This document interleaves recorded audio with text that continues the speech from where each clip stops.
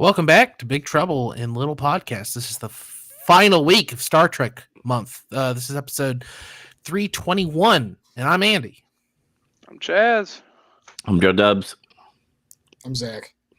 And like I said, this is the last week. These picks were Zach's. They're all OG Star Trek. Zach, why'd you choose all this? Why'd you choose all this old stuff? Because OG's under represented. That's true. I thought you were going to say underappreciated. I was going to be like, no, that's not true at all. No, it's underrepresented, and even though Dubs picked one, but also it's the series I'm most familiar with. So, but I picked these 3 episodes. They're all in season 2, and I did kind of use this as an excuse to get me back to watch this.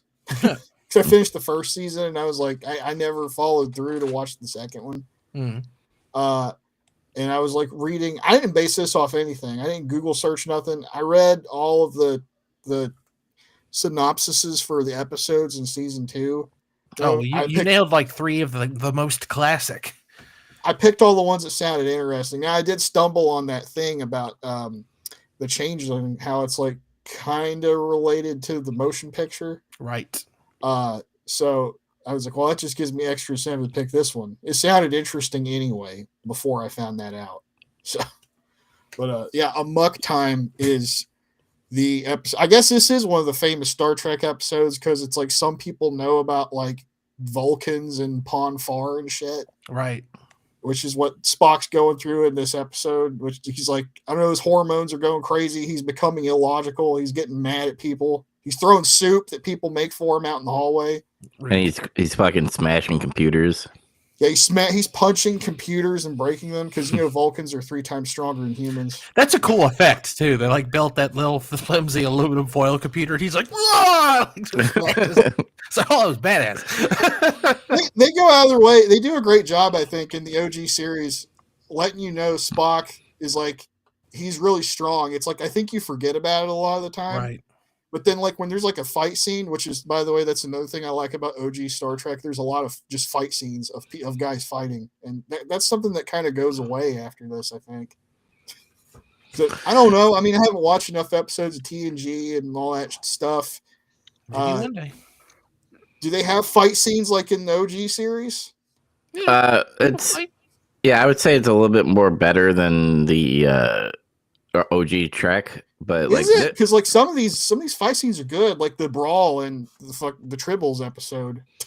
Well, season 1 of TNG obviously is famous for not being great, but later seasons when it comes to Riker, showing his moves and Data and all that stuff, I think it's all right. All right, I'll just have to see it when I get there. Mm-hmm. But yeah, this, it's all about how Spock's going through his personal issue, and he explains it to Kirk because he's acting really weird, and that's cool because you've basically seen a whole season of the show and he doesn't act weird at all. So finally he's acting weird, and it really stands out a lot. It was probably a really good episode to have as the first episode for season 2. It's like how they started their new season and hug people. So wait, Spock, the man of logic's acting all weird. And it's like, at first he doesn't want to tell Kirk what's going on. And he's like, it's deeply personal. I can't tell you. You wouldn't understand. And finally he kind of gets it out of him. And they have to they have to ignore orders to go to Vulcan or he'll die in a week or something. Imagine Spot, obviously not thinking about the ending, but imagine if James Kirk died for real. And Spock has to go back to the Admiral and be like, so we ignored your orders and I accidentally killed Kirk because I wanted to get a divorce and my bitch ass wife wanted to fucking challenge. He had the blood fever upon him. He couldn't control himself. But they go to Vulcan and he takes Kirk and Bones with him because they're his friends. He's like, I'm allowed to take 2 friends with me. I want you to come with me.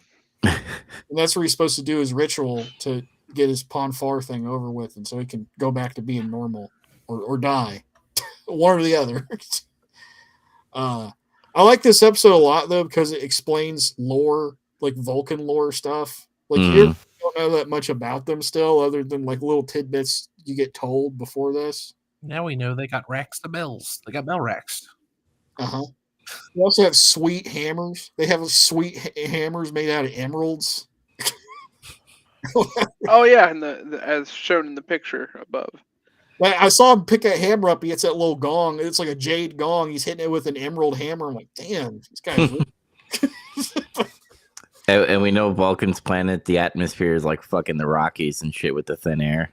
Yeah, they got thin air and stuff, and it's like, but at first, it's like they kind of explain. There's like an elder who's like explaining this stuff to Kirk and them because they're outworlders, and that's pretty effective. And he's supposed to like either I didn't really quite catch before what happens in the challenge. It's like he's going to undergo a challenge and he has to fight for her, or I forgot what the other option was. Well, I think a couple days ago. I think what was going to happen was Spock was going to be like, I'm going to divorce you. And she's like, no, you're not. You're going to challenge my love, essentially. And then that's when she confused the fuck out of me, where Spock was like, that's actually pretty logical. And I'm like, what? I think I misunderstood. I thought he was here because he's like, okay, let's get married and let's do this thing. And I can get all my hot blood out. And she didn't want to marry him. She doesn't want to marry a legend or whatever. Oh, yeah. Right. And so she was like, you got to fight this guy, the guy I love. And then she saw a way out. She could be like, or you could fight this stranger. And then I could just still marry the guy I love. Who cares? There's no danger of him getting killed in combat. Yeah. I'm so confused because on the Strange New Worlds show, now you could probably say they fucked up the lore, probably. But they did show T'Pring, which is her, and Spock married, and that's pre-Kirk. So I don't know if this. Yeah, it's kind of confusing. So that's why I'm confused. I'm like, because she speaks about being married to the legend, essentially. Are they like in a different timeline or something in that show, or is it like no, it's the same timeline. So I mean, he references that she is his wife, and that like when they're first on the ship before they land too. So I mean, it's possible that they're referencing their marriage because it's a predestined arranged thing. So it could just be that. I mean, it's a whole other culture too. Like we think of marriage as like a binary thing. You're single and then you're just paired with a woman. But in other cultures, specifically fictional space cultures, maybe there's like a whole different, like you're semi-married and then you're quite married and then you're very married or something. I don't know. Right. Yeah, it's exactly that. Yeah. We just don't know. We don't necessarily need the context, but I mean, here I agree with Andy. She definitely was trying to find a loophole. Because she didn't want to be tied to him. She wanted to be able to be with someone else that she loved. So this was her way around that. Unfortunately, Kirk had to be the one to take the grenade, but they had a clever way around that. So he took more than a grenade. He took a weird American Gladiators like poleaxe thing, and he got cut open, and he's running out of oxygen and stick. Yeah, he got whipped with a belt. Like this is my favorite episode of the original series that I've seen so far. Like minor spoilers for ranking later, but I still thought it was very confusing that Spock's like, oh my god, upon Farr, I'm so horny, I'm gonna die. I gotta go back to my home planet. And then he gets there and he's like, oh no, I got it on my system when I tried to beat up my best friend. What? Why? Yeah, it doesn't like, it wouldn't make sense that you would have such a natural urge to go home and procreate to the point that you were physically dying. It was instinct. But then it just go away, right? It is a little weird that it would make sense if he went home and came so hard against the wall he blew the rock out or something and then was like, okay, I'm fine. Like I don't know. He had to purge the blood fever. That's how you do it. If he could have just had a nice boxing match on Enterprise on the way to that stupid thing they were gonna go do, he'd have been fine. I don't know. Maybe it's got something to do with Vulcan, the atmosphere of Vulcan or something. Yeah, maybe that is part of it, like being in this home atmosphere or whatever. Well, like I said, though, I really like it. It really seemed like they had like a list of stuff they wanted to do for season 2, and one of them was to have an excuse for Spock and Kirk to fight to the death, and then they wrote this story around that premise. But then they accidentally wrote a story that was way cooler than the premise. So whatever. I mean, I like this episode because it's like a mystery. You don't know what's going on with Spock. What's Spock's problem? And I even like kind of knew what goes on in this episode because it's referenced in other things, but it was still, I don't know, it was a fun adventure. I liked going to Vulcan and I liked seeing all the weird Vulcan-y stuff, and it was neat. And remember, he's part human, Spock. Yeah. So like that also like kind of bothers me in a way sometimes, where I'm like, one, you're part of the Federation, and then and I get it, you're like half Vulcan, and you have to do the cultures and stuff, but like you're killing your friend. He broke the bros before hoes fucking like code essentially. He went completely illogical, man. You gotta remember. Yeah, I like this one too a lot. It was fun. I like the adventure, the mystery of it too. That's what old Star Trek's good at: adventures and weird mysteries and funny quips. There wasn't as many funny quips in this one, though. Yeah, that's true. McCoy had some, couple of zingers in there. I knew something was up besides, like, obviously the fucking needle and shit. I was like, something's going to happen with that.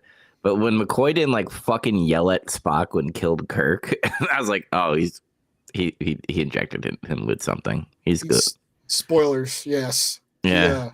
He used what the hell? Remember the tranquilizer, the fake death pill in Metal Gear Solid 3. Metal Gear Solid 3. That's exactly what I thought of. he did that to Kirk. And yeah, the episode fools you to think, like, oh my god, did you really kill him? What the fuck's going on? And then, like, he beams back up to the ship. He's ready to, like, turn himself in. Spock is and everything. And he sees Kirk, and that's, like, one of the best parts of the episode. He's like, Captain! And he's like, he's like overjoyed that he's actually alive. Just for a second. And then he realizes what he did. And he's like, "Oh, yes, it's good to see you." Yeah, I actually did love the fighting. I thought the fighting was like actually spot on in this one because in season 1 it is a little cheesy, especially with Khan. Like when him and Khan are fighting and like Dark Kirk, it gets a little cheesy. But this one was actually pretty decent to watch. At least it's not like when he's fighting the Gorn, which that's understandable. It's some dude in fucking lizard man costume. Yeah. Yeah. That has to be awkward. I will back Zach on what he said. I mean, having watched, I can only really use TNG to compare, but it does seem like there's significantly more of these just like specifically like little skirmishes. Like there's a lot of tussling in the original series. They get into brawls. They just get into fist fights. Yeah, exactly. Like those things do happen on the other shows, just not as often. I feel like I've not watched much original series, and I feel like I've seen much more fighting per episode than I have on watching other episodes. Well, bear in mind that in DS9 there's like a bar, so there's kind of a lot of tussling in that one. Sure. Again, even like the episode we watched, there's like a bar fight. And actually, one of the bar fights of DS9 that I know about is one where they time travel. That's right. I was like looking at the background and be like, "Oh, that's where they were." Yeah. Well, we'll get to that. Yeah, but I like this episode was fun. Mm-hmm. I have to say we all recommend, right? Yeah. Oh yeah. Yeah. Spoilers. I think we can say it for all of them. Mm-hmm. The Changeling time. Why is it called the Changeling? Because Kirk was talking about the Nomad probe to Spock, and he said this reminds me of an old Earth legend about a changeling. Oh, the baby. Yeah. Because of how the probe, what happened, they find out what happened to the probe, like why it's all weird and stuff, and it doesn't look like how it originally looked like. But anyway, I forgot about that. Yeah, this one starts out like they stumble across some kind of object in space, and it's got like a bunch of power but it's only like a meter long and it weighs like, what did they say? Like 50 kilograms or something. Mhm. Like, why does it have so much power? It doesn't make any sense. It's like shooting blasts at them and it's like fucking their ship up. And actually, I think it absorbed a shot from them. It actually absorbed it. Yeah, because like Spock was like, "Oh, we have this opening. We need to shoot now," and they shoot it. And he kind of like reversed it and sent it with like double the power. Yeah, and then they're able to like communicate with it after they're like, "Oh God, so we can't kill this thing." And that kind of worked after a little bit of frantic techno jargon. Mm-hmm. And then finally, the thing tells them, "It's like I'm coming aboard your ship," and they beam it on, and it's a probe. It's a space probe.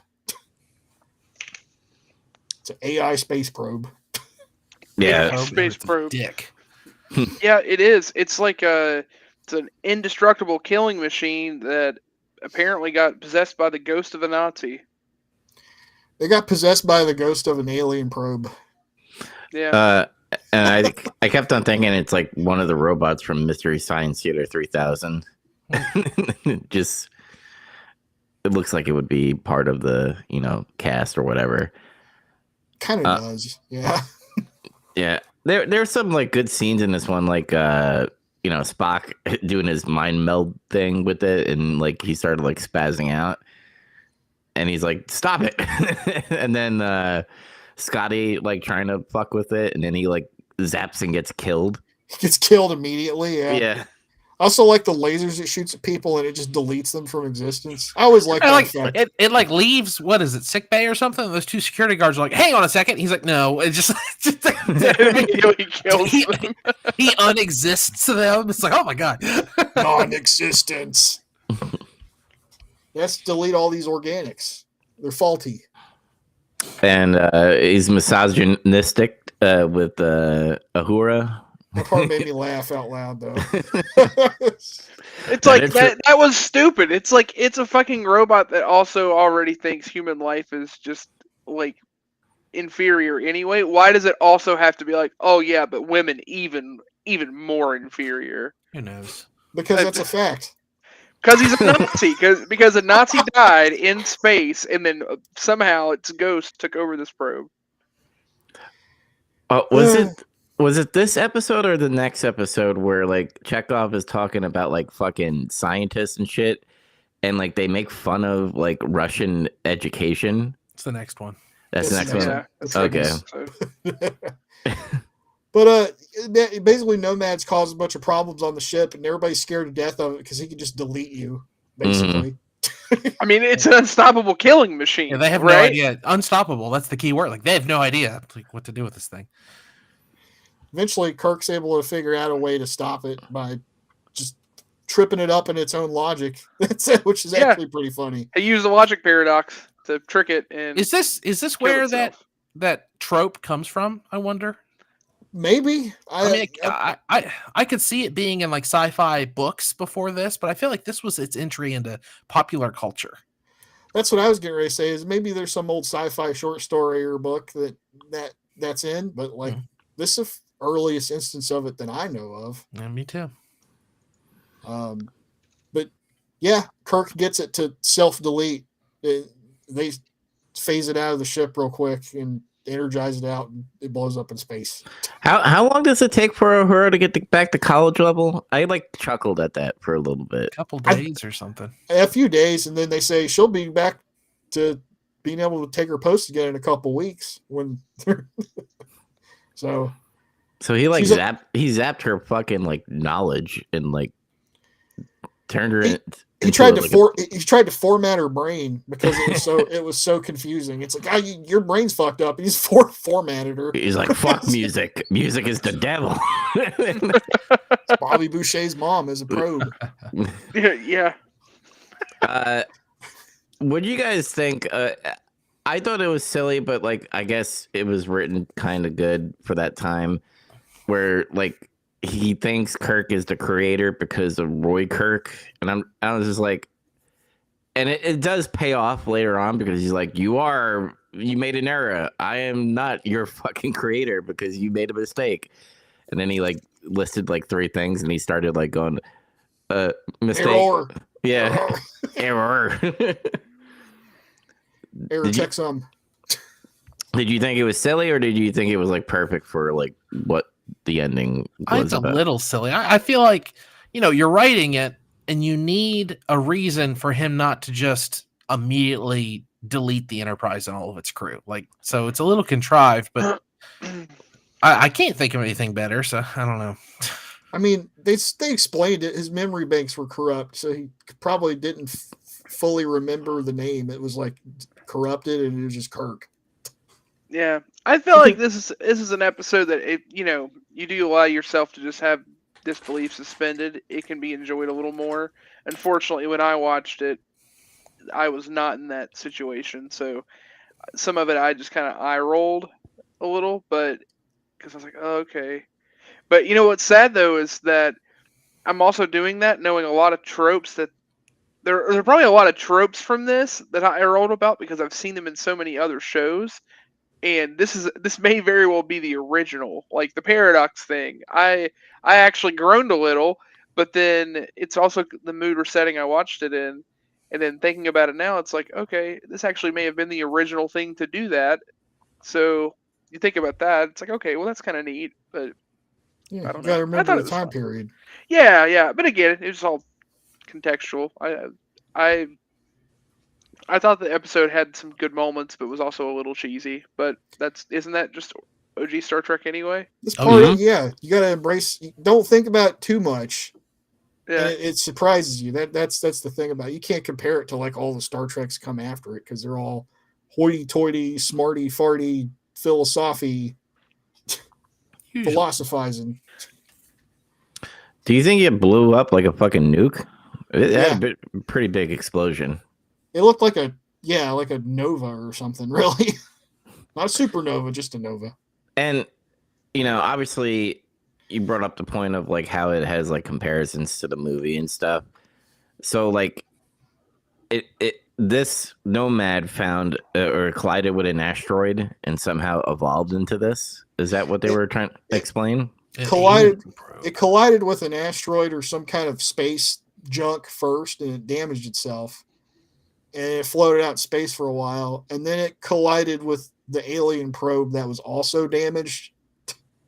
And somehow, I guess through weird alien technology, because it might be the implication with like the motion picture is that the old alien probe might have been part of that machine race or something, possibly. Oh yeah. and I remember like people were saying like, "Oh, that was early Borg," because like me and Andy actually talked about this. Yeah, a bunch. Yeah, and I was that thinking about it episode. watching the movie again. Huh? I didn't really think about that while I was watching it. There's two different schools of thought in dummy Star Trek circles. I think one of them is like it's not canon, but one of the PS2 games deals with it.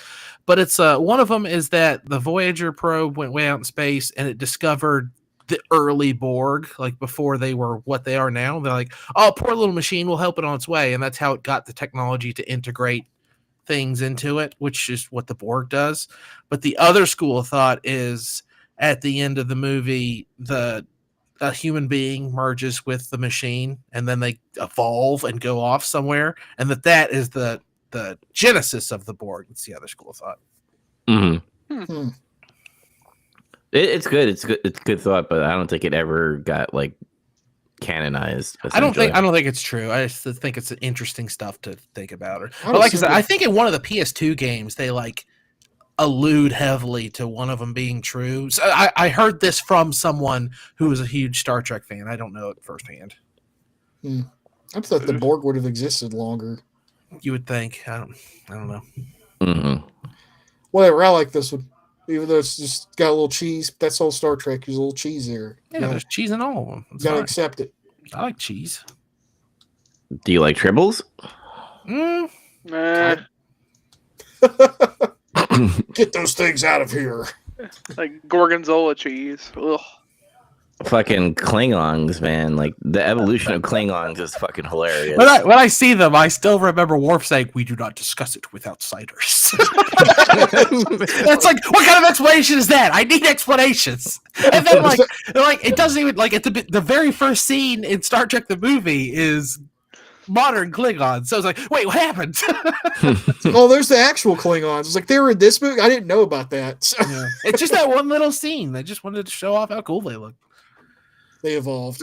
That's too funny. Yeah, I guess just to clarify, it is like a whole thing of like they use like they basically did a bunch of surgery to make themselves look more human. Isn't that the lore reason? I guess. I don't know. They don't discuss it with outsiders, so we don't know. Yeah.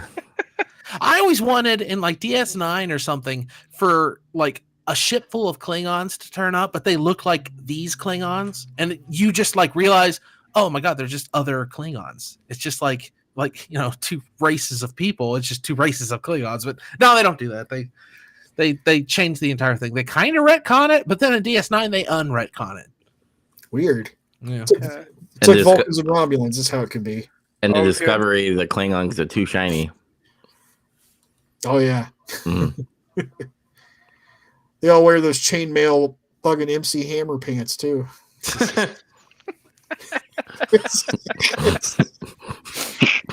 Some of those old outfits are just silly, but I like it.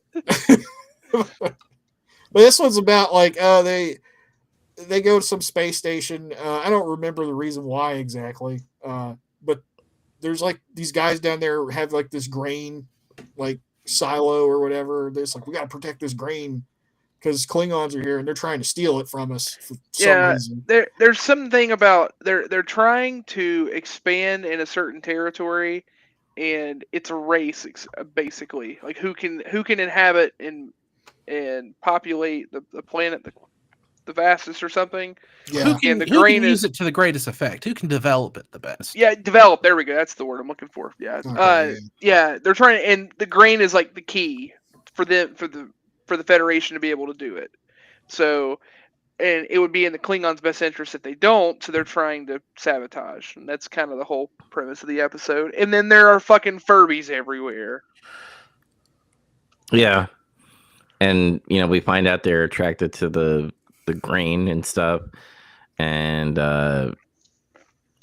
I did what Andy did. I kept on looking on the background because I know they aren't there, the DS9, but it's just like you can see all the edits where they did put them in there, like when the lineup after the fight. Yeah, after they have the fight, I was thinking that too. Is like it made me appreciate that edit really well. I was like, wow, they really did just use the exact same shot, and then they digitally lengthened it, and then put O'Brien and Bashir like right in there. It's like, I don't know. It's made me appreciate the work they did all the more.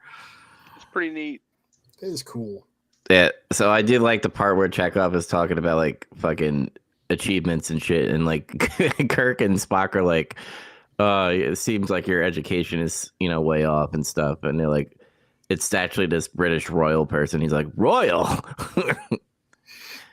And then Chekhov and Scotty are talking, vodka, and like Scotty talks about scotch, and I was like, I like that part too. By a Russian grandmother or something, yeah.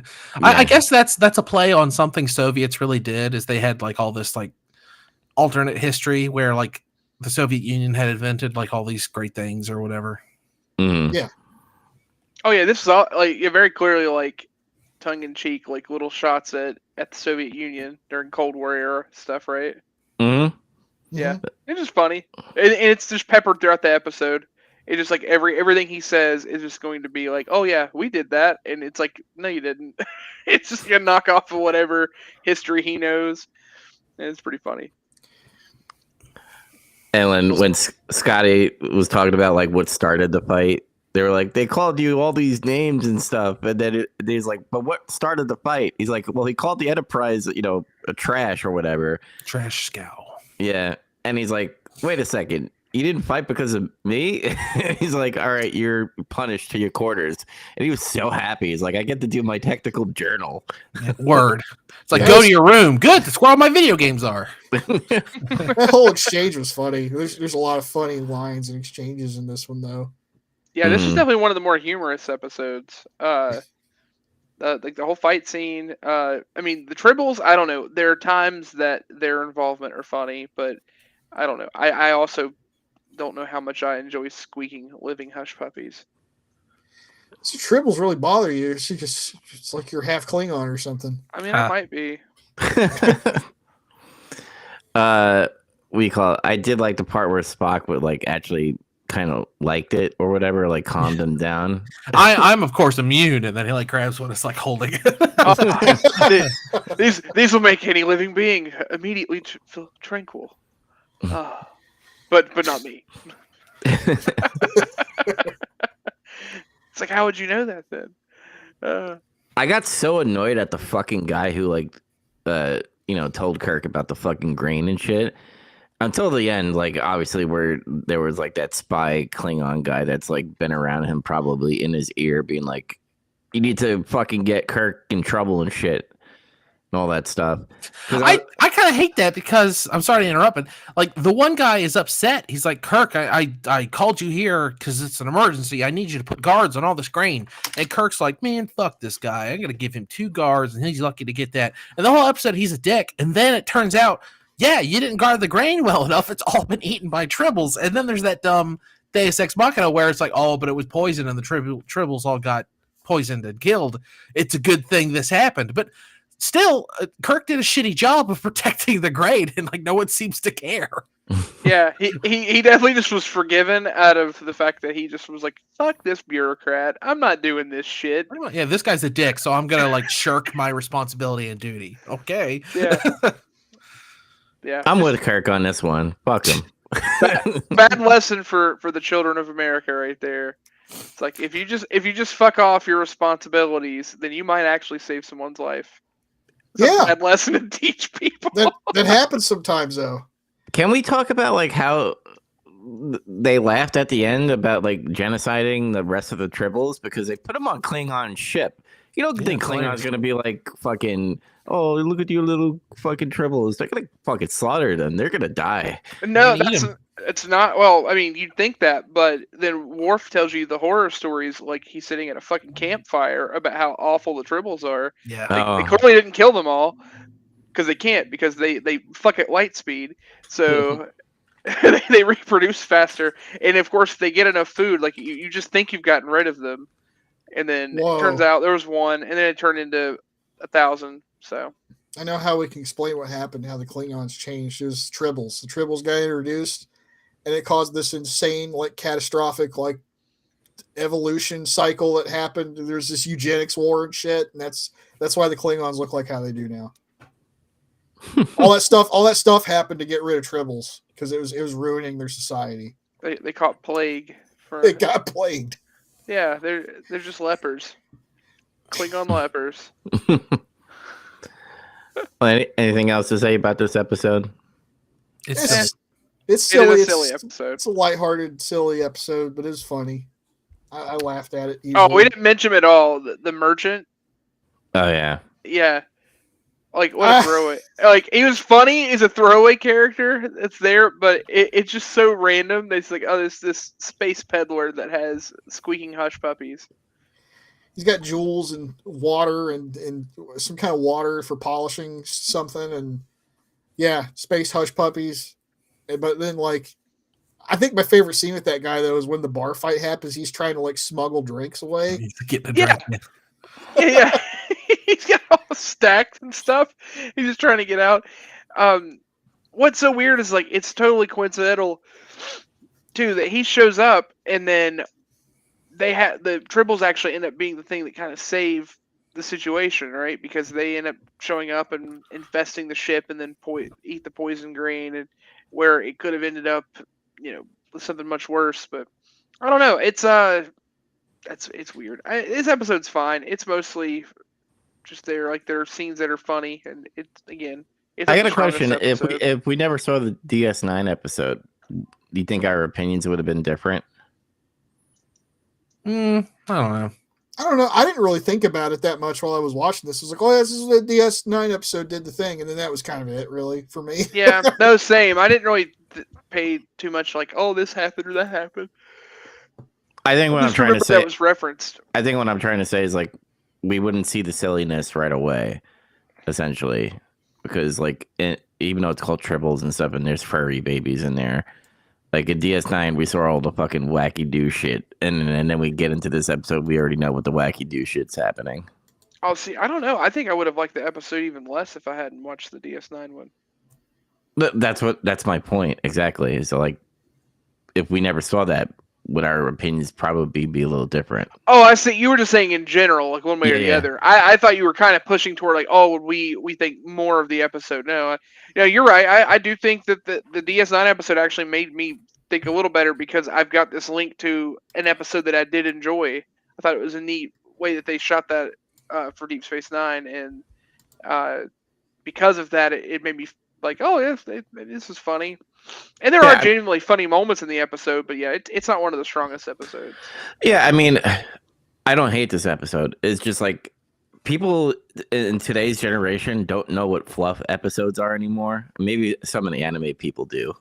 So there's still you can't afford fluff episodes. Every episode of a television show costs $1.2 million to make now. Yeah.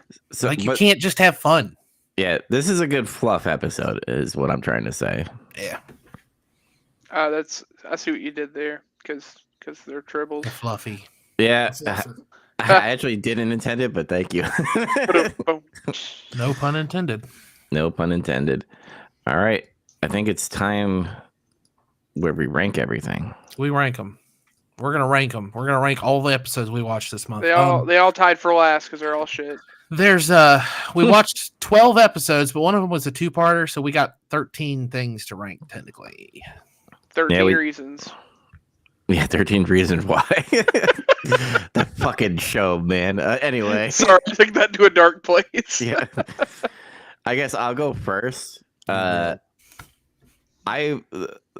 13, I have a Mirror Darkly Part 1 with 0 points. And then at 12, I have a Mirror Darkly Part 2 with 0 points. Yeesh, those were your picks. Yeah, I know. I just didn't enjoy it. Even though I watched the entire series, it still didn't click with me really well. At number 11, Rules of Acquisition with 1 point. Number 10, Mirror Mirror with 2 points. At number 9, Troubles with Tribbles with 4 points. Take Me Out to the Hollow Suite with 4 points. Number 7, The Changeling with 5 points. Number 6, The Enemy with 6 points. Number 5, Dr. Bashir, I presume, is 6 points. Number 4, The Wire with 8 points. Number 3, Amok Time with 9 points. Number 2, Living Witness with 9 points. And number 1, Latent Image with 11 points. Whoa. 9/11. Oh, yeah. We did it. All right, I'm gonna go next. My 12 and 13 are the same. Mirror in a Mirror Darkly, or whatever the actual name of that episode was. I put part 2 over part 1 because that's where the rubber meets the road, and they're in the old ship, and it's fun. They each had 1 point. Number 11 is Mirror Mirror, 2 points. Number 10, Trouble with Tribbles, 3 points. Number 9, The Changeling with 3 points. I put a bunch of the OG Trek stuff here at the bottom. It's not because I hate that series. It's just I don't know. It's just that's where it felt like they went. I liked all those episodes. So number 8, Dr. Bashir, I presume. Number 7, with 4 points. Number 7, Rules of Acquisition, 5 points. Number 6, The Enemy, 5 points. Number 5, Living Witness, 7 points. I'm gonna get some attitude about putting that lower probably. Number 4, Take Me Out to the Hollow Suite with 7 points. Number 3, Amok Time, 8 points. Number 2, Latent Image, 9 points. And number 1, I'm the only one with The Wire at number 1 with 10 points. That's a DS9 curve right there. Yeah, that's what it. I like those characters. I like that story, and that episode plays into one of my favorite episodes of the whole series that I couldn't make you guys watch because it is all spoiler. Fair enough. Zach, take her away. I'm gonna make Okay. some... A Mirror Darkly Part 1 and 2 are at 12 and 13, or 13 and 12 actually, respectively. Part 1 I gave 0 points to. Part 2 I gave 1 point to. Because, like Andy was saying, it's like the second part was more interesting. Yeah. There's a little bit more going on there. Plus, despite not watching the rest of the show, it felt like I was starting to come to grips better with like what was going on a little bit. I think those might be better if you watch the show. Don't hate it, just don't. It didn't really do much for me. I gave Changeling from OG 2 points. It's number 11. Dr. Bashir, I presume, from DS9. It's 10, 2 points. Rules of Acquisition is number 9 with 3 points. Mirror Mirror is number 8 with 4 points. The Enemy from TNG is number 7 with 4 points. The Tribbles episode, I put it number 6 with 6 points. Then DS9 episode, Take Me Out to Hollow Suite, number 5, 7 points. Amok Time, I put it number 4 with 8. Put The Wire at 3rd with 9. Living Witness, number 2, 9 points. And I put Latent Image at top with 10 points. Sounds like you love Voyager. I told you that. I was like, I like these Voyager episodes a lot so far. Yeah, they're pretty damn good. Alrighty, I'm gonna do speed run through mine real quick, and then we can talk about it a little. But the final rankings are kind of set. Looks like everything kind of separated pretty neatly, and I put them above. All right, Dark Mirror Part 1, man, what a stinker. Dark Mirror Part 2, also a stinker. I wish I could give it a point to say that it was over, but I just gave them both zeros because I didn't even know what was going on.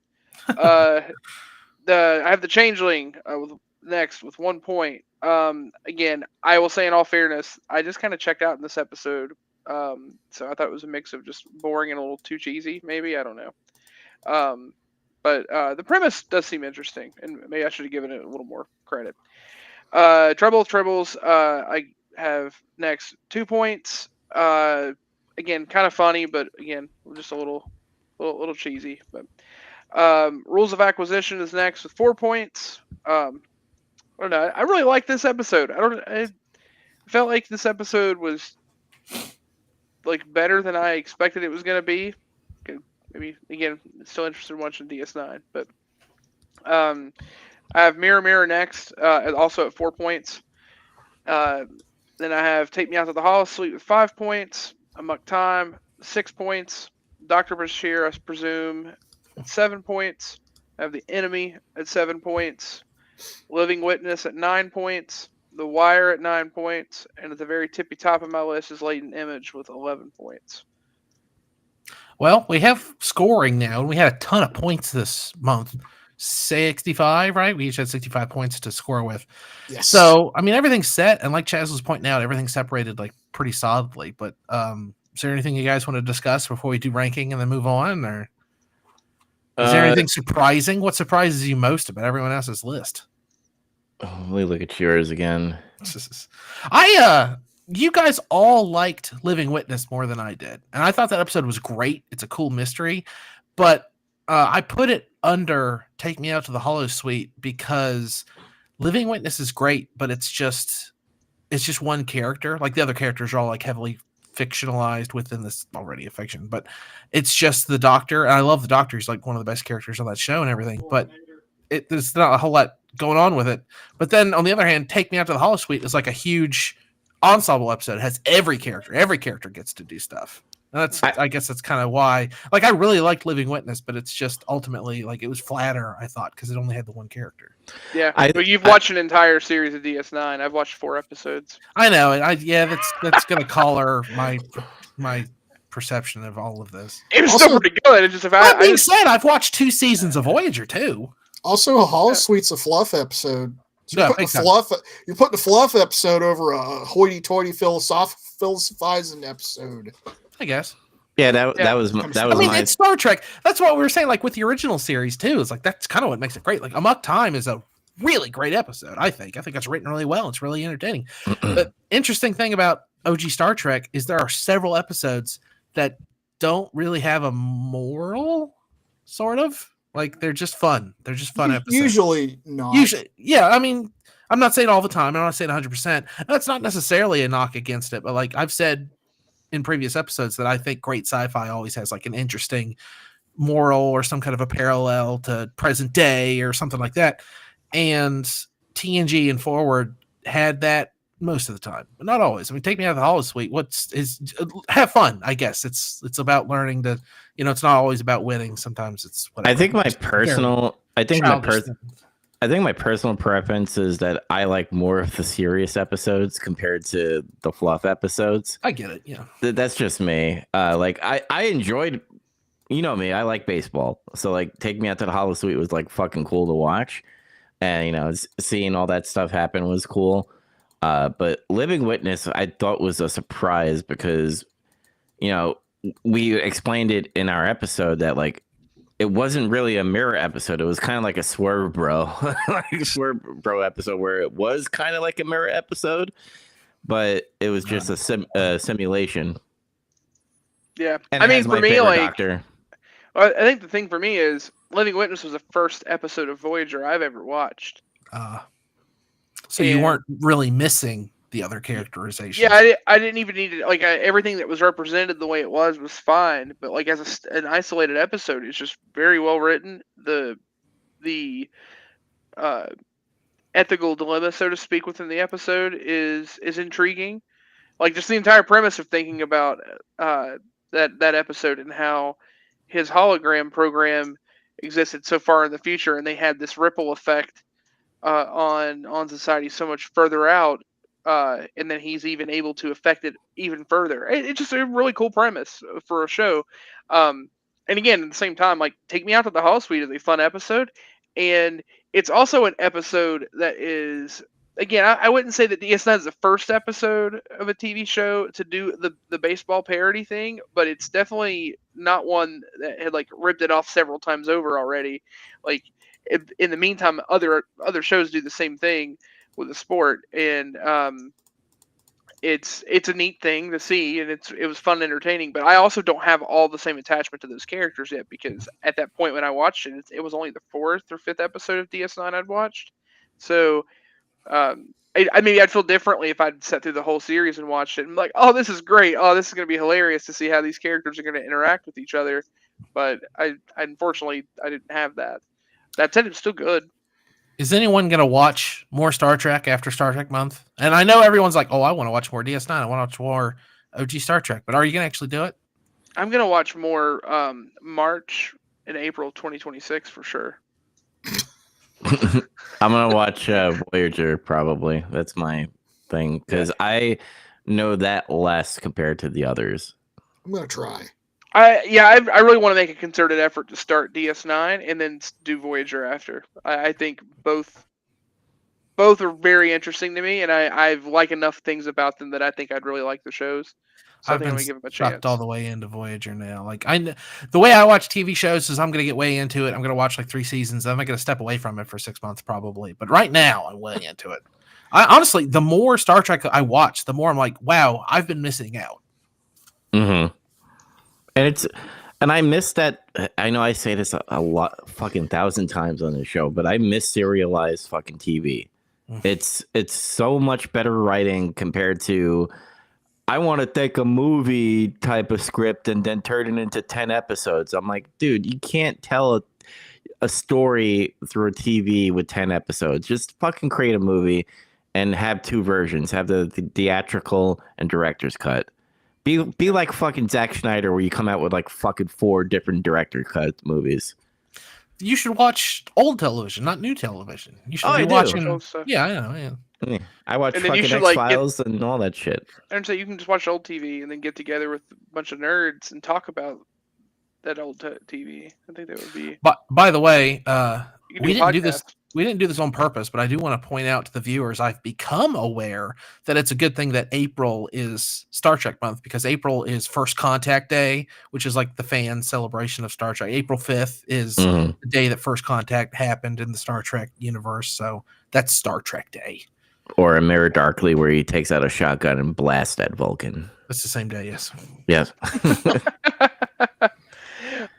So something we were talking about the listing.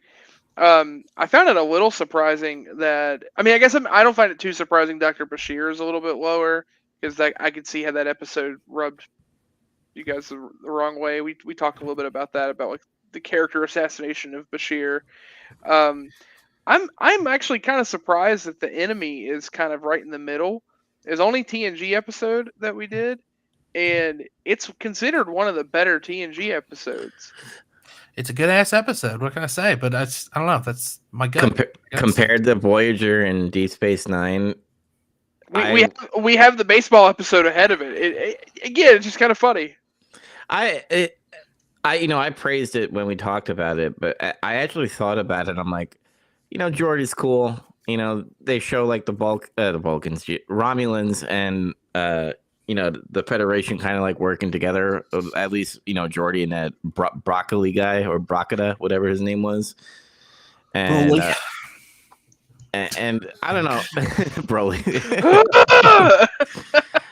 I don't know.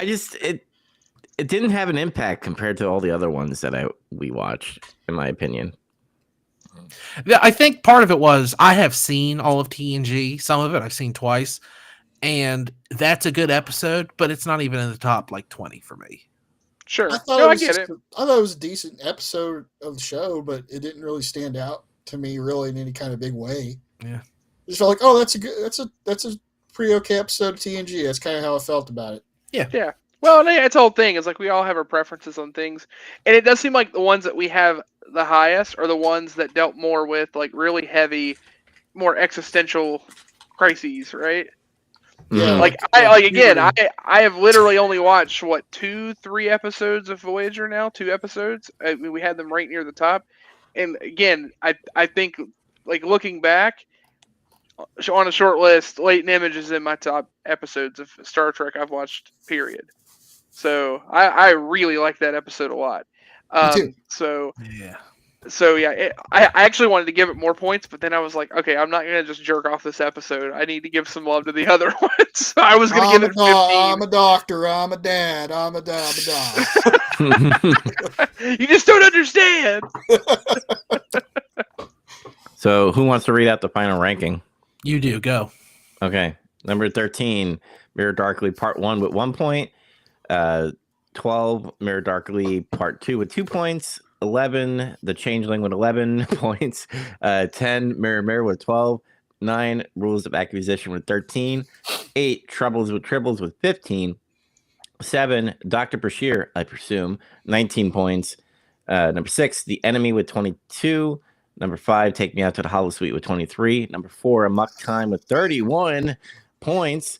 And number 3, Living Witness with 34. And number 2 with The Wire with 36. And then number 1, Latent Image with 41. It's a pretty good ranking. I'm very satisfied with that. Yeah. I like how the Holosuite episode eked out the enemy by just 1 point. 1 point. So that's why I brought it up. I thought it was pretty funny. It's That was like, Ron got it in by 1 point on that one. Yeah, he got it in all right. All right. Next month is going to be fun. Yeah, next month we're going to do something completely different. Next month is McConaughey, so We're gonna try to sell you Lincoln Navigators all month. All right. all right. And people are gonna get fucking tired of us going, all right. No. All of May, every episode, no one is allowed to make references to anything that he says in Dazed and Confused. And if you do, you have to buy a pizza for everyone else on the show. We Okay, gotta now find that balance. challenge. Now there's a challenge in this, right? Oh, never mind. That's made too big to fail. Never mind. Just ignore me. I was just saying, pick. No, you can't say all right. You can't say you'd be a whole lot cooler if you did. You can't say any of that shit. Be a whole lot cooler if you did. Gotta find that balance. All right, so he's gonna look up quotes and he's just gonna put a list up and ban all the quotes. Dubs, you're gonna go first next month. What movie is going to inaugurate McConaughey? He's a secondary. He's a supporting actor. That's stupid. It is the movie Contact with Jodie Foster and Matthew McConaughey and some other people that I forget their names. But I've never seen this movie before. This is one of my favorite sci-fi movies of all time. Whoa. And no, I'm not gonna say anything because I want you guys to go in this blind because I Alright, want yeah, your let's do it. raw. I'm not gonna explain what's going on. Good. She gets in contact with an alien. That's all you need to know. Someone switches Yeah. from glasses to contacts. Got it. There. I mean, I'm Yep. assuming. So Andy and Zach have not watched it. Because I've never Not- seen it before. Okay. Not that I I've can watched it. recall. I've watched this movie. I have a fun little story about this movie, but I'll share it next week when we. I'm sure you have some type of because there's a parent scene in that one. So No. It's from Okay. child. Like I have a specific like core memory unlocked from childhood about this movie. Like it's one of those deals. You know, like something happened in your childhood related to something that you watched or did with your parents, and yeah, I just had one of Sexual those things. awakening. That's what happened. Yeah, Jodie Foster touched that light, and my tummy tingled. I shot a present for Jodie Foster. But make sure that you come back next week from Economy. We're going to be cracking jokes about Jodie Foster. I have no idea what's going to happen with Contact, but that'll be next week. Yes. Now is the time that we discuss what we've been playing, what we've been watching, what have we been doing. I'll go first because I don't know, no reason not to go first. I played a little more Ocarina of Time, very little. Falling behind. I'm still in a fire temple. I'm still screwing around. I queued myself up to say I've been busy this week. That's a fucking lie. I have not. I've been sitting right here at this desk watching hours and hours of YouTube shit and painting minis. I don't even have any good ones to hold up. Painting minis. I watched like 7 hours of Counter Monkey. I watched 2.5 hours of why wrestling is great. I watched Red Letter Media talking about the Minecraft movie. Those are all, by the way, I recommend all those. Super Eye Patch Wolf makes videos about wrestling, and I fucking love them. And you guys know me, I don't particularly care for wrestling, but his videos they make me excited about wrestling. Like they're really good. Also, it's further solidified why Dusty Rhodes is one of my 2 favorite wrestlers who've ever lived. Hell yeah. Hell yeah, baby. Hell yeah, baby. But yeah, I watched all that stuff. I painted a ton of D&D minis. I watched some more Voyager. I'm pretty much done with season 2. I think I have like 2 episodes left, and then I'm in season 3. I watched. Oh, you know what we should have opened with? I watched Star Trek: The Motion Picture, and so did Zach. And I don't think either of you did. I started watching and then I got into a funk. So That's fine. That movie's slow and it's a mood. But yeah, Dubs and I have watched it before. If you go back into the archives, if you're like a newer fan, we watched all the original crew Star Trek movies, 1 through 6, and ranked those. That was like our second series, right? After Planet of the Apes? yes, after we were like fucking Planet of the Apes, fuck yeah, we were like Star Trek is more next. sci-fi. That's right. Yeah. I fucking forgot how cool Star Trek: The Motion Picture is, and that's not even necessarily saying it's a good movie, which I think it is. I think it's a great movie, but like stainless steel corridors and all the blue light in the Enterprise, and they just way overindulged themselves. Like when I was watching the movie today, during the scene where Scotty and Kirk are on the little shuttle and they're trying to get on board the Enterprise, and it takes like 7 goddamn minutes. I said out loud, these filmmakers were really brave to put this in here, because this is very, very close to being boring. Like honestly, I think most people think it's boring, but I like it because That's the beginning, right? Yeah, it's playing that That's the beginning. fantastic orchestral piece of the theme, and it's just like showing the Enterprise in dry dock, and you're like supposed to be in awe, whether you are or not. It's whatever. Beginning of that movie rules, and the end of that movie really rules. In the middle of the movie, it's in and out. Zach, you just watched it for the first time, right? Yeah. What did you think about it? I I really liked it. I liked it a lot. I like the cool vibe it has. To me, it's like I was watching this, I'm like, this is like the idea Star Trek is fully realized in this movie. That's what I feel like. Sort of, yeah. It's like everything that encapsulates, this is the idea of Star Trek is this movie. It just feels so different from everything else too, because it's very removed from the series. Like, it's interesting to think people would go see this movie because all they had to go on were the 3 episodes of the series and then the 1 episode of the animated cartoon. And then they go see this and it's like 2001 Space Odyssey serious. My hot take about this movie is just 2001, but better. That's my hot take. That's a hot take. But it has a lot in common with that, and it has a lot, like they're trying to, it almost feels like the counter argument to Star Wars. Yeah, it does. It's like, and I realized it came out like a year later. It's 1979, so it's just like Star Wars is huge right now, and so they said a Star Trek movie's coming out, and everyone was like, "Fuck yeah, I'm gonna go see that, and it's gonna be awesome." And there's gonna be like fights with aliens, and they're gonna fight on Vulcan with like big sharp sticks and stuff. And then they got 2001 by way of Star Trek, and everyone was kind of like, "Wait, what the fuck?" So I liked it. I don't. This movie's always had such a weird reputation, and the making of like everything behind the scenes about this movie, incredibly fascinating. In my It's opinion. really interesting. Yeah, like at first they were going to make another TV series. Another TV series, and they would have had all those uniforms. The uniforms in this movie are wild. Like that's what's so cool is it's removed from the original series, but it's also removed from everything that came after it. Even Wrath of Khan. Like it took a while for them to like reform everything, and then you got Wrath of Khan, which I mean, pretty much is the best Star Trek movie ever made. But it's not as contemplative and mood, I guess we've said it several times, as the motion picture. This movie's a vibe. It's I'm discovering shit out in space vibe. That's like the whole movie.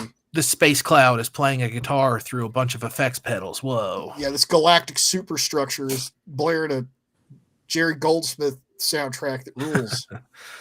But yeah, the motion picture's great, but don't try to watch it if you're sleepy, I guess. Oh, and also I fucking love when they drag Bones aboard and he's dressed like a disco guy or something. Like he's dressed like a weird hippie. He's got a beard. It's like, what's going on? He's like, I don't want to be a doctor again. You're like, I need you. Come on. He's like, all right, fine. All right, fine, I'll do it, I guess. Like, here's over immediately. Here's a question to Zach. Are you going to watch the rest of the films? Because it's a wild ride.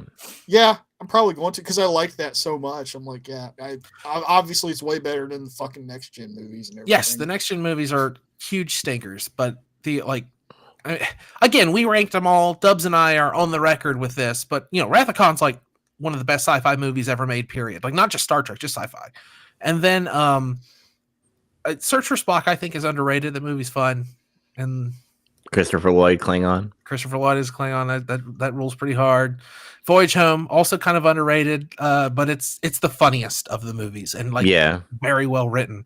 And then there's this Final Frontier, and then one's a movie, I guess. Well, but then there's Undiscovered Country, which is far and away one of the most underrated things Star Trek has ever done. I fucking love the Undiscovered Country. So Zach, the one where they go back to Earth and stuff, like back in time and shit. I'm not going to tell you the reason why, but Chekhov is walking around fucking San Francisco in like the 80s during still the Cold War, and he's trying to find a nuclear power plant as a Russian. This must be where they keep the nuclear weapons. That's great. Yeah. Oh my god. Hey, it's a call back to another OG Star Trek episode. They traveled back to Earth in 1960 something. I guess they do that in like every series. But anyway, yeah, I watched that movie because Zach declared it kind of like extra credit because he originally wanted to pick it, but it would be too hard to rank it versus a bunch of episodes of television shows. And like I said, Dubs and I already talked about it on an episode. So, yeah, Zach, you didn't say a whole lot about it. You just liked it. You didn't have any other. Oh, it was great. I didn't want to step on your time because I did it too, but I guess I will. No, this is it. We're doing Star Trek: The Motion Picture right now. Yeah, it was. I really like the whole vibe of it. I love the soundtrack and everything, and it does that. It does, and that's what I was thinking. I was watching this. Is like it looks like it's inspired by 2001 quite a bit, except they didn't bloviate so long. I don't know if that's true. No, that's true. Go watch it again and tell me it's not. How long do we got to see a goddamn dude trying to fucking fly a space shuttle? Fuck. I don't know. You got to stare at Spock flying in through space orifices and into space vaginas for like 10 minutes. Yeah, but he was talking. A little bit. He was talking to us. And what? Open the pod bay doors, Hal isn't talking? Come on. We know who Spock is. We don't know who that fucking guy is. Nobody cares about that. Got 3 seasons of a TV show. We love Spock, and he was in his cartoon. But I do like Spock's development in the movies, and when he comes aboard, he's like basically ruined as a person because he's been doing that shit on Vulcan, and then he mind melds with a crazy super space computer, and then he's never the same. yeah. When you lay it all out, that's pretty insane. What is the deal with Spock wanting to mind meld with everything? Like in the Changeling, he does the same things. I got to mind meld with this fucking scary computer. So why? Stop it! Because he's infinitely curious and he wants to know what's going on. So he's like, the only way I could do this is mind meld. Fuck it. And Fair enough. Usually it doesn't work out for him. Just trying to be logical, I guess. Yeah, but I like this. It was great. And I like the end of it too. The ending is really cool. The V'ger, and I was like, oh, that twist. What a cool twist. I fucking love it. I love that because I'm a space nerd, though. I was like, oh, that's the voice.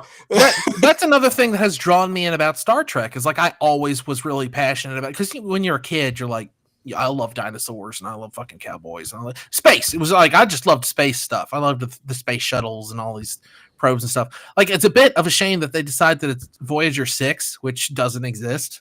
But I mean, why not just say it's Voyager 2? Like, what's the difference?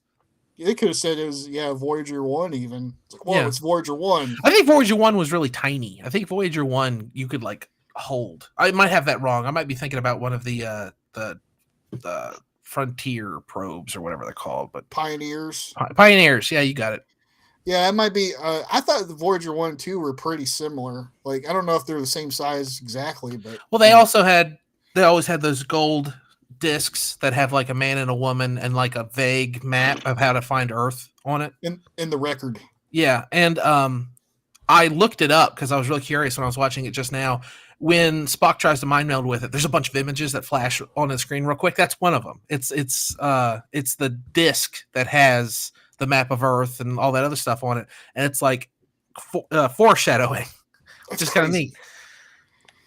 It was good though. I liked it a lot. Good. I'm glad you liked it. I'm glad you're getting this. I'm glad we're all getting into Star Trek. I'm having a good old Star Trek time. You know what? Fuck McConaughey. We're gonna watch more Star Trek. Okay. Well, now that Zach and I hogged all the time talking about Star Trek, we're gonna talk about the next thing that it's the Japanese Grand Prix. So Zach and I are gonna go back to just doing the entire show for you guys. Except the Japanese Grand Prix wasn't exactly a whole lot to talk about. Chaz left. He left. We started talking about racing. I'm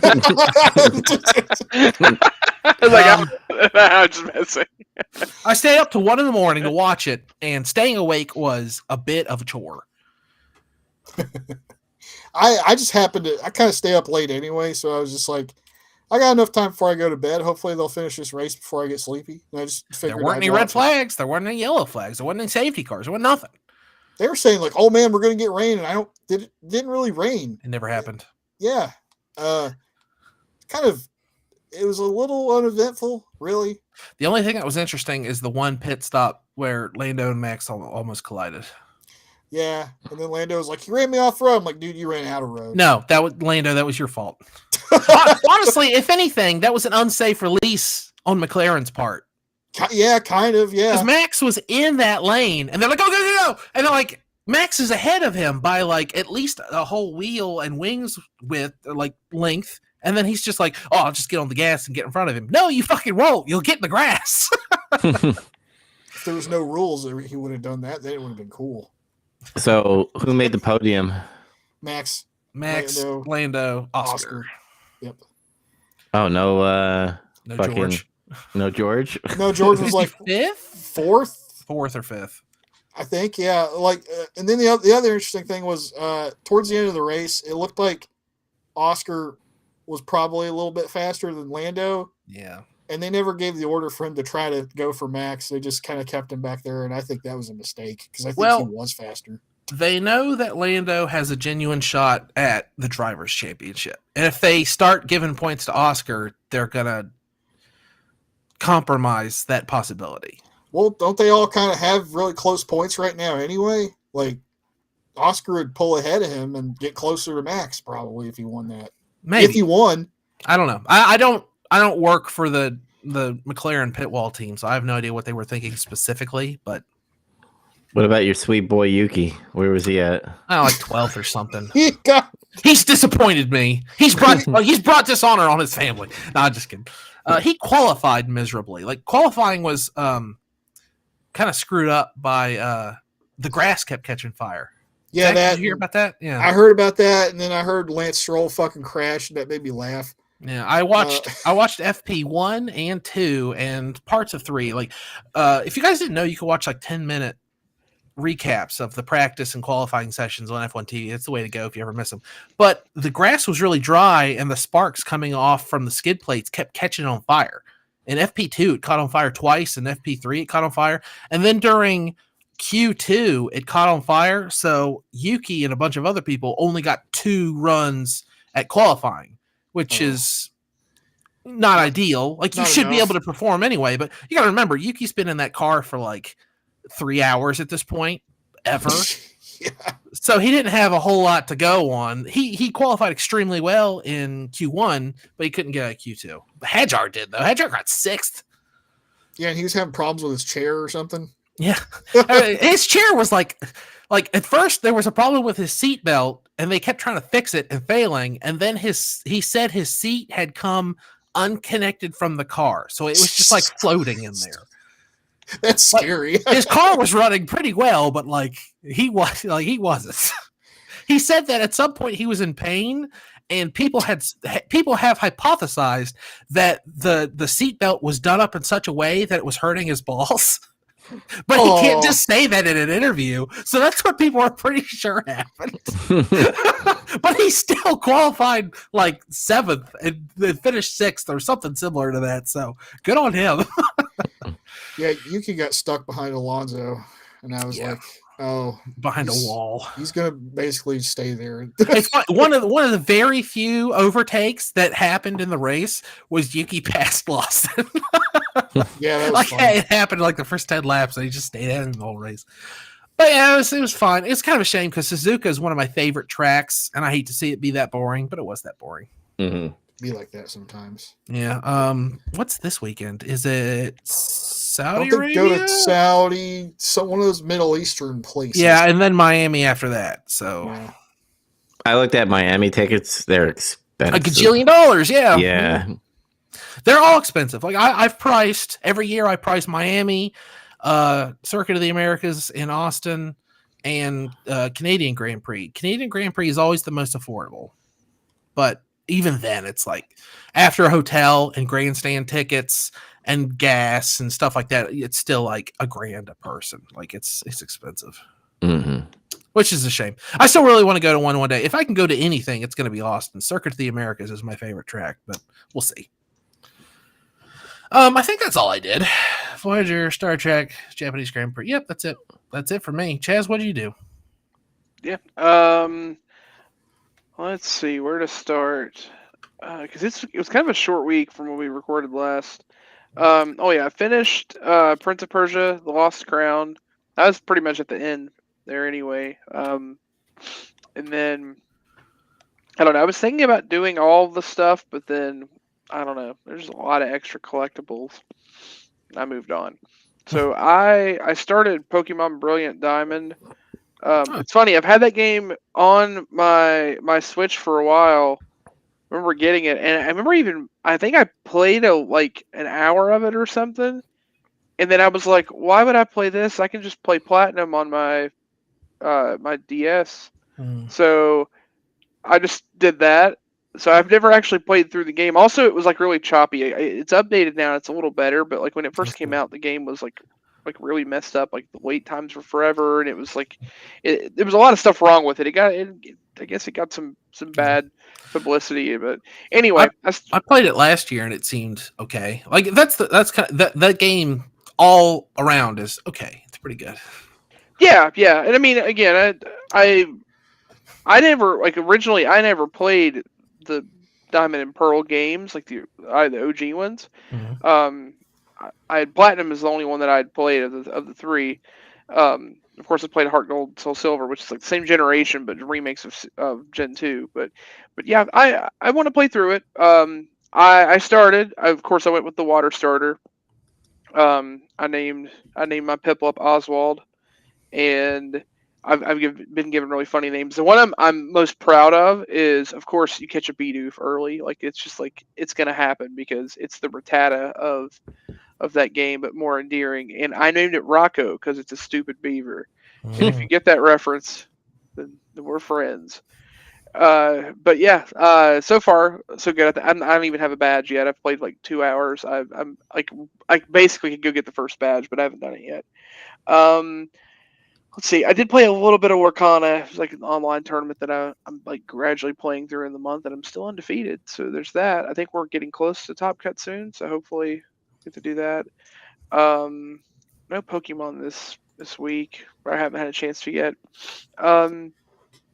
I as I was messing around with cards and other nonsense, I was just watching some random YouTube algorithm based bullshit that it keeps bringing up, and it's like, hey, you want to listen to the top 20 of this? And this one thing came up, and this guy was dressed in like a really shitty looking Zelda tunic, or like a Link tunic, and it was like, I played all the Zelda games.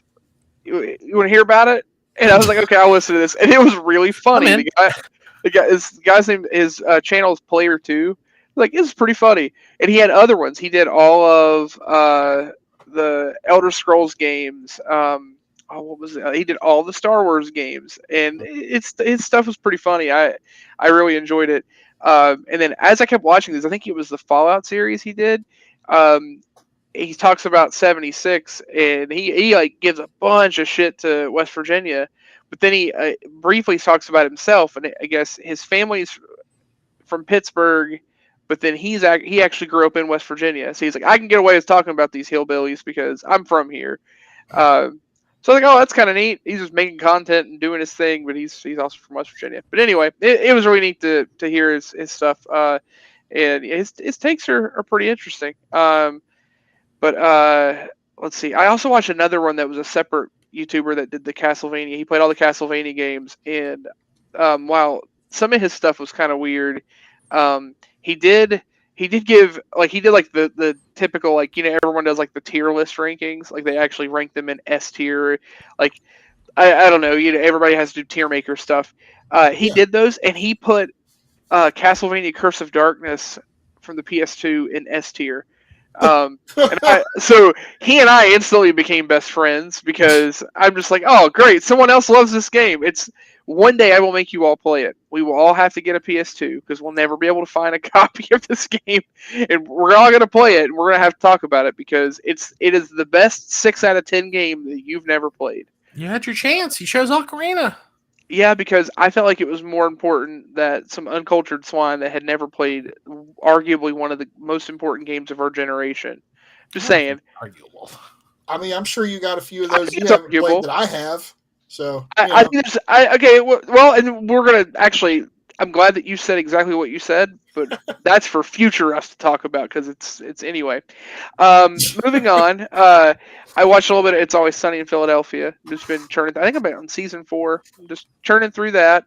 I just watched that episode, or maybe I'm not quite in season 4, but I watched the one where it's like the 2-parter where the gang gets whacked and Matt gets nicknamed Pussy Hands. what the fuck? He's like, I got reflexes like a cat. He's like, oh, you got cat hands, eh? Oh, you're pussy hands. Pussy hands, yeah.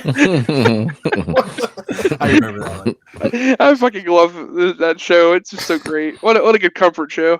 And then now here's the question for you, real quick. I meant to ask you this before, and I'm not going to forget again. Which is a better comfort show? It's Always Sunny or Trailer Park Boys? Ooh. Seinfeld. That wasn't a choice. He gave me Coke or Pepsi. Right. Damn. I chose RC. I'd love to say it's Trailer Park Boys, but I think Trailer Park Boys is too relatable. So I think it's Always Sunny.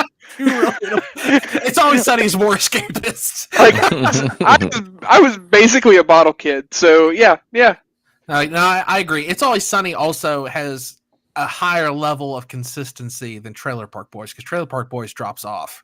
It does. That's true. That's true. Yeah, I guess we're in agreement. It's just I consider like it's kind of every other year I go through one or the other again, like just kind of like. Well, every now and again, It's Always Sunny takes you on like an emotional roller coaster. Like there are some episodes that like surprisingly cut kind of deep. Like they're really good. Mac has to use a dance to tell his father he's gay. Yeah, there's that one. There's the whole like they do like the whole like half season about going to Ireland and Charlie's dad and Charlie's father, yeah. that. And it's O'Brien. It's Como Media, yeah.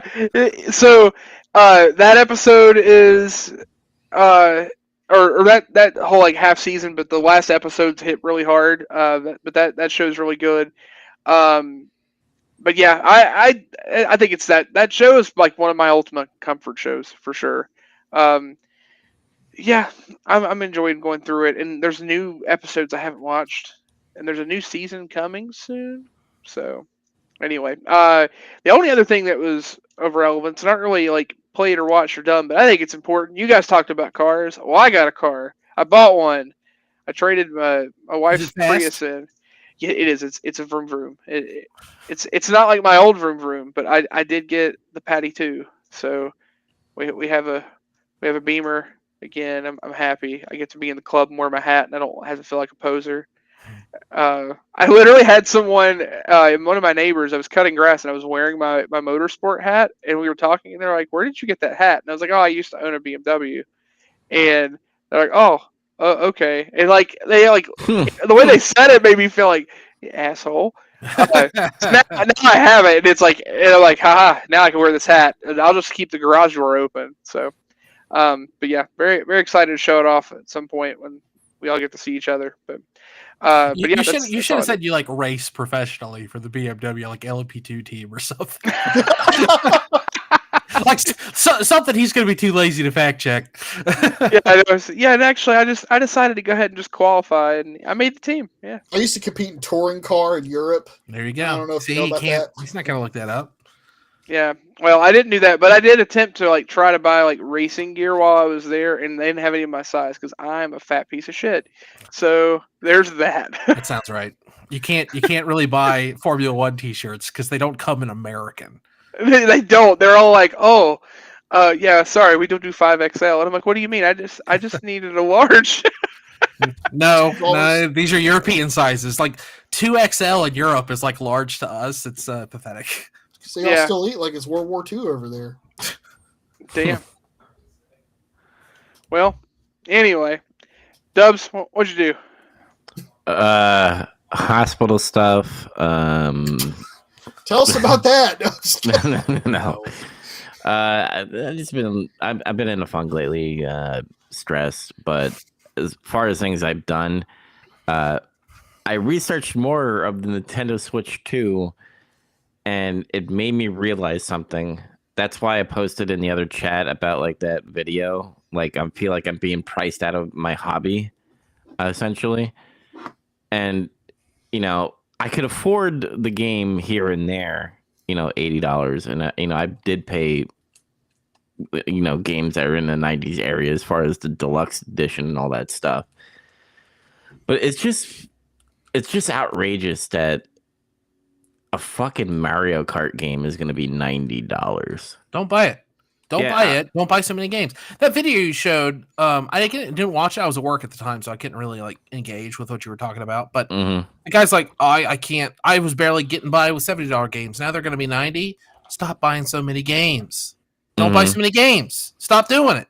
Well, to be fair for him, it's essentially his job for. Well, then get another job. If you can't, if you're not making enough money to do that, then you need to go like fucking manage a Taco Bell, brother. I'm sorry. Yeah, but where I was leading this to is like, I'm with Zach. Like now, I got time for my backlog. I mean, that's what I was gonna say. Is like those games aren't going anywhere. You can play all the old shit forever.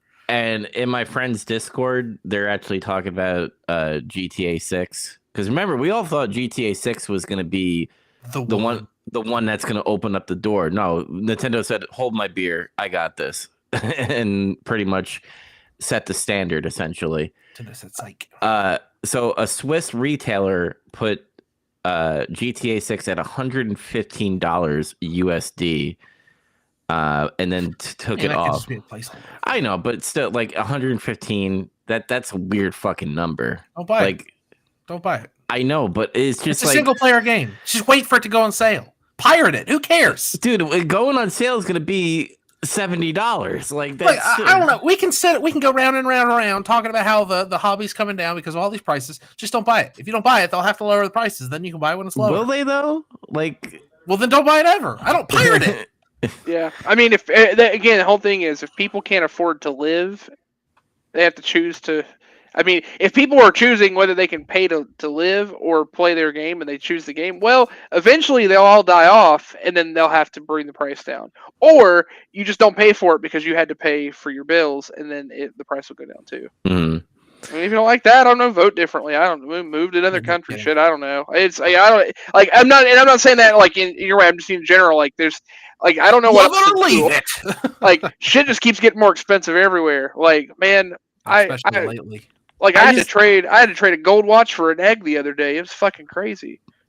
But it's like Nintendo doesn't like momentum at all. It just seems like every time they come out with a banger, they always go, "Wait a second, let's fuck this shit up." Well, everyone knew whatever came after the Switch was going to suck. They've been doing that forever. The Super Nintendo kicked ass. The GameCube was God damn it, I already screwed it up. 64. The 64 kicked ass. The GameCube was okay, whatever. The Wii kicked ass. The Wii U was okay. That was fucking terrible. It was really just the Wii U that sucked. The N64 didn't kick as much ass as what everybody thinks it did. Nah, the PlayStation like kicked a lot of ass, but yeah. Like the GameCube was just like fucking 8 million units behind that thing. It wasn't that bad, really. Now, my question to you guys, even though you know the obvious answer is, as Andy said, it don't buy it. But you guys are physical media. Yeah. Now, what do you guys think about of the piece of plastic that is essentially just a download code? Not buying it. Not doing it. It's just so wild to me that, and it's wild that they're hiding the Discord, or well, they're gonna have a year that you can use the C button on the Nintendo Switch too. But it's just like, what? Everyone's got Discord on their phone. Who cares? yes, but I don't think you could do the. That's what we've been doing. Like Yeah, but- the Switch's online stuff is non-existent now. We've been getting by. Like it was cooler that they were going to make it easier, but if they're going to charge for it, they can shove it up their ass. Oh yeah. Yeah. I just hope the 3DS situation they think twice about it. But anyway, moving Hope they come out on. with a 4DS. Fix all this. What else did I do? Now you guys fucking threw me off because I don't write my shit down. It's just that Nintendo stuff. By the time this episode comes out, it's probably going to be old news anyway. Who knows? Maybe everyone will have pre-ordered it. Well, and that's the thing. The pre-order even got delayed because of tariffs or whatever. Because of tariffs. So because the prices might actually just go up even further for what they think because I won't buy one. Everything sucks, and we won't buy it. Yeah, exactly. We won't buy it, and then it'll be worthless. So it won't matter. Cool. Yeah, Zach, what the hell have you been watching, playing, or doing? Because I just lost my train of thought. Okay. Watched some more anime. I watched Aharon San wa Hakurenai. Yeah. I don't speak weeb. I do. Could you translate that? No, I didn't actually check to see what it means in English. But it's got the one of the main characters. That's her name. It means apple bottom jeans, boots with the fur.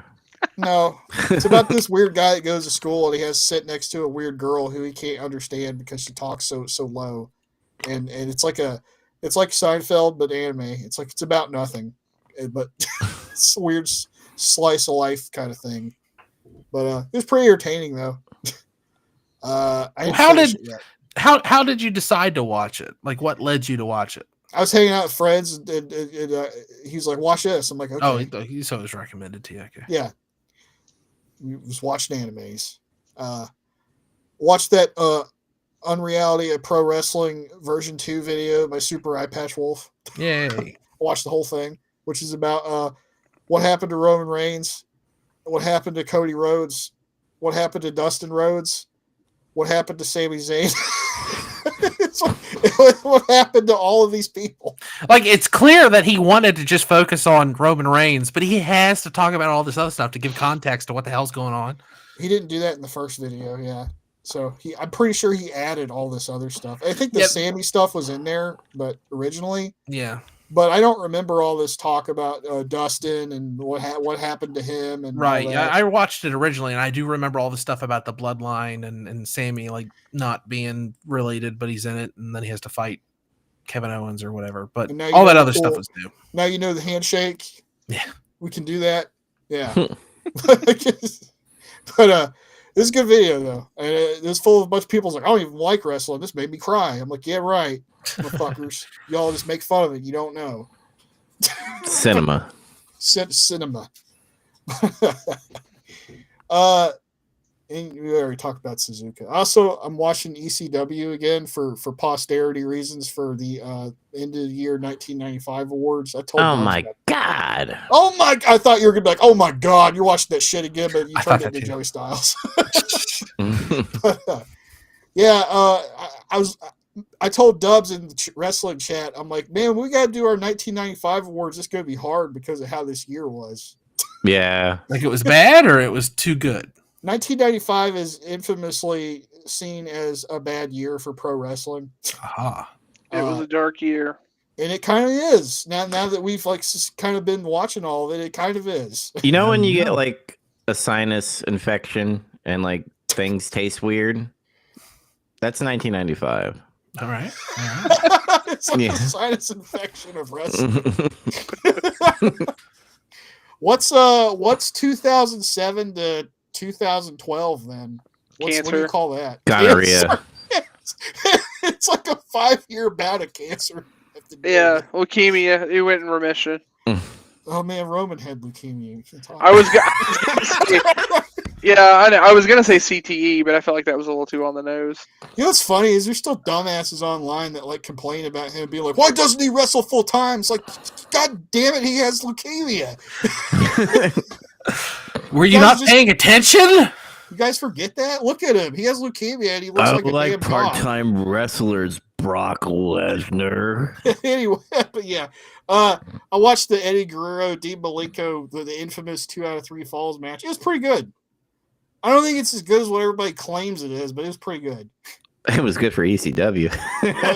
That's the best episode of ECW TV I've ever seen hmm by a long shot so far, because it was the whole episode almost. Maybe it's coming around.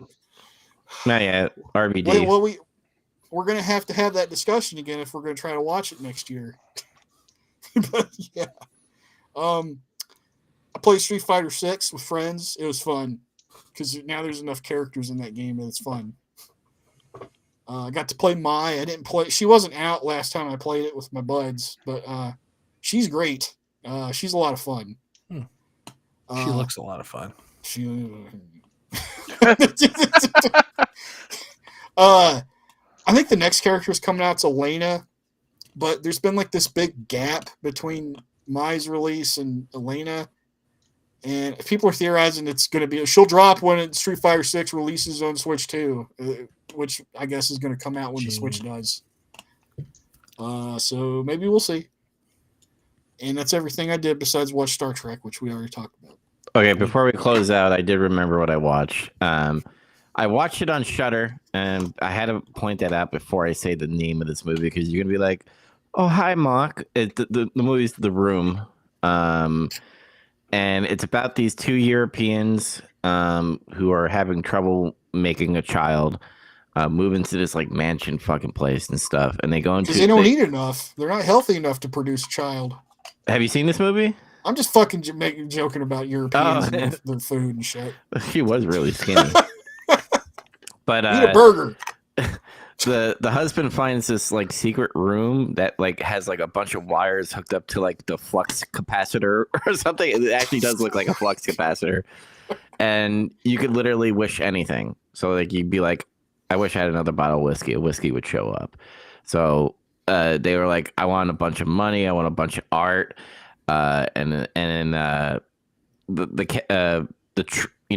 The trick to it is you can't go outside the house with the money, so it's pretty much useless essentially. So the one thing that the wife wishes for is a child. So the room creates a child essentially, and does the child have a soul? And it gets weird from there. Does a child have a soul? Well, Does it- this child have a soul? Yeah, because I mean, it's created by the room. It's not created by like a male or female. Children don't have souls. Mm-hmm. It gets a little fucking weird because like he sees the parents fucking, and then he's like turns into the dad. Like, because if he goes outside the house, because that's one of the things. If it goes outside the house, it ages and disappears. Whoa. So when the child goes out, it went from a baby to like a big kid, and then it went out again because they tried to kill the fucking kid. and then he turned into like an adult, and the adult version of the kid wanted to fuck his mom. It was like fucking weird. Whoa. Yeah, it wasn't okay. So yeah, that's all I did was mope around, watch Nintendo stuff, and then That's not helping. That's not helping Yeah. your mope. You got to do something cool. I think what just annoyed me is like those were there's two things I'm looking forward to is Death Stranding 2. Yeah. And I was looking forward to Nintendo. Now it does like Now you can focus fire. Yeah. It does ring bells now because remember how secret they were about the specs? We still don't know what the specs are. Because I think the specs, if they're closer to what the Steam Deck is, people are going to choose the Steam Deck over Nintendo Switch 2. Unless you're diehard Switch fans or Nintendo fans, essentially. Yeah, but the controller becomes a mouse. You can't do that with That- Steam games. I admit that's pretty cool with the Joy-Cons. I'm like that should have been in the first fucking Switch thing. Make it easier. And did you see the little fucking wheelchair basketball? I didn't actually watch the presentation. I just looked up things announced during Nintendo Direct, and I saw a list. I'm So- boring. Because you can do the Joy-Cons like a mouse and stuff, Mhm. like the game Arms and stuff. Now there's a basketball game where you could like replicate the movement of you doing the wheelchair. And I just like I get it, inclusion and stuff, but like at the same time, it's like it's just arms in a wheelchair and basketball. Nintendo does this every time they announce a system. Ever since the Wii, they show off a bunch of like, that's really novel. And then either they put it in a piddly little Wii Play game or Nintendo Land or whatever, or they do nothing with it. Or their tutorial game is like $10 to play. Did you hear about that? No. So like Astro Playroom for Sony was free. Yes. Well, the tutorial to the Nintendo Switch, where it literally teaches you about the console, you have to pay $10 in order to play it. Inside Nintendo Switch or whatever. Yeah, Yeah. So it sounds like I'll just watch someone's YouTube video for free. essentially, yeah. Getting grubby. They're getting kind of grubby. Mhm. They, I mean, that's stupid. It should just be a pack-in, just like Nintendo Land and Wii Sports were. It should just be automatically installed on the console when you get it. Yeah, it should Fucking be- Doug Bowser should change his fucking name back to where it was. Stop being a fucking lame-o. Anyway, What was his name? I don't know. I'm just fucking weird that you would name yourself after a fucking villain. I think it's just his real last name. Is it? I think. Where's his sister, Dougette? He's actually Koopa. It used to be Koopa, but he's had to change it. Yeah, she Political got reasons. married. She's a Koopa. Is her surname now? Bowser Dougette Koopa. Koopa. All right. Well, Andy, where can they find us and stuff? I don't know, all over the internet. Come on, guys, figure it out. Have you ever listened to a podcast before? Have you ever watched a YouTube show before? You know what I'm going to say next. Like, comment, subscribe. Please give us feedback so that we can ignore it cheekily, because we will. I mean, honestly, as long as you're listening, I know you're out there. I can feel your ears on me, and I love it. It gives me energy. So keep listening and keep liking and keep subscribing and doing all that stuff. Thanks a lot. Find us on Pornhub. All right, guys. See you later.